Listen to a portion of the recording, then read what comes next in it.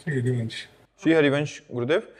पूज्य गुरुदेव, भक्तमाल ग्रंथ में अनेकों ऐसे प्रसंग हैं जिसमें भक्त संत समागम एवं संतों की सेवा में बहुत ज्यादा भाव रखते थे एवं अपना सब कुछ उनकी सेवा में अर्पण कर देते थे। जैसे पीपा जी एवं उनकी धर्मपत्नी सीता जी, महाराष्ट्र के राजा महिपति वराज जी की बेटी का प्रसंग आदि। क्या आज के युग में भी ऐसी निष्ठा रखने वाले भक्त हैं महाराज जी? बहुत कम है।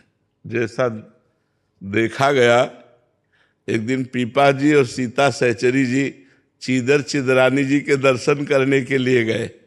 गृहस्थ भक्त थे। चीदर चिदरानी जी तो द्वारिका में भगवत साक्षात्कार के बाद वहाँ द्वारिका में महिमा सुनी। कुछ चीदर चिदरानी जी नाम के एक भक्त हैं, तो वहाँ गए।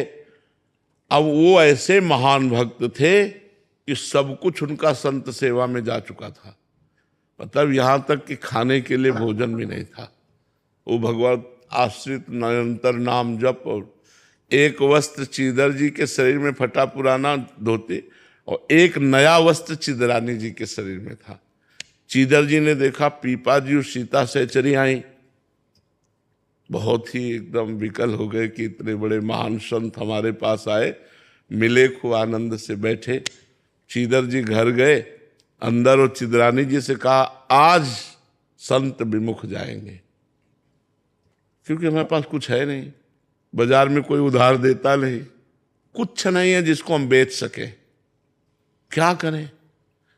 तो चिदरानी जी ने कहा, आप शोक मत करो, ये हमारा नया वस्त्र है, कुछ बिकी जाएगा टका दो टका का, तो इससे चावल और दाल खरीद लाना, जो मिले भोग तो लगा देंगे।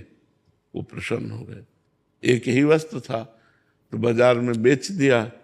जो भी उससे दाल चावल जो भी मिला उन्होंने बनाया, और बना के कोई सेर दो सेर ढाई सेर थोड़ी मिलेगा उस कपड़े, एक कपड़े का। तो वो ले करके पीपा जी सीता सहचरी को बाहर चीदर चिदरानी जी ने कि आप पाओ, तो उनका भक्तानी को भी बुलाओ, सीता सहचरी जी ने कहा।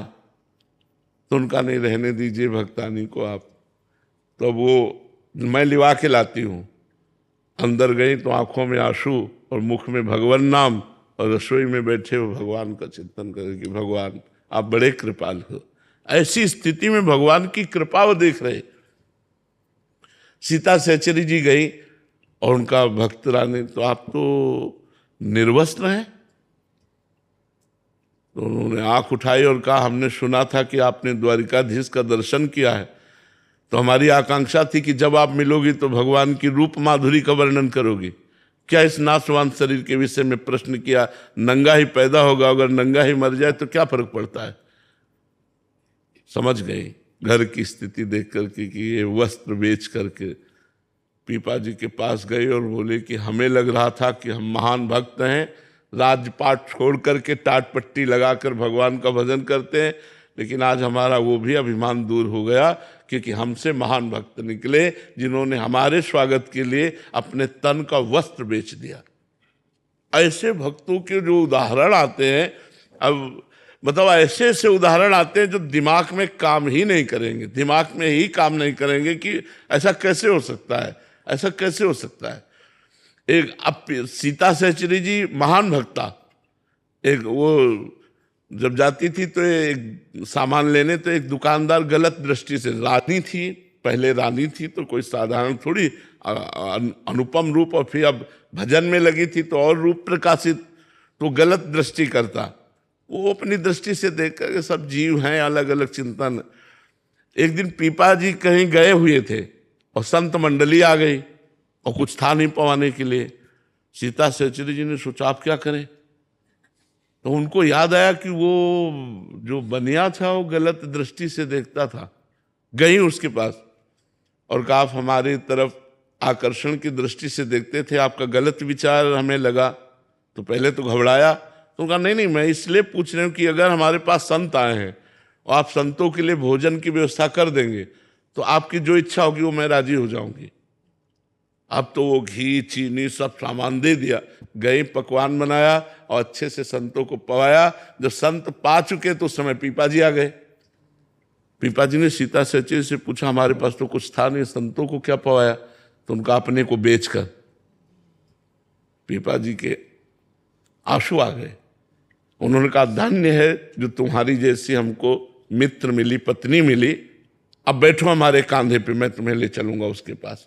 और उसकी दुकान के पास गए, उतर गए और कहा जाओ। जे ही वो गई तो वो चरणों में लौट गया और कान पकड़ा और कहा गलती पड़ी, कभी हम ऐसी गलती दृष्टि से आपकी तरफ ने, आप जैसे मतलब उसको ज्ञान हो गया, क्योंकि उसका अन्न संतों के पेट में गया ला तो उसकी बुद्धि पवित्र हो गई। वो चरणों में गिरा और कहा माता आप कभी ऐसी भाव। ऐसे ऐसे चरित्र आते हैं भक्तों की, मतलब होश उड़ जाए। वो भक्तों को जितना प्यार किया संतों ने उतना भगवान को भी नहीं किया।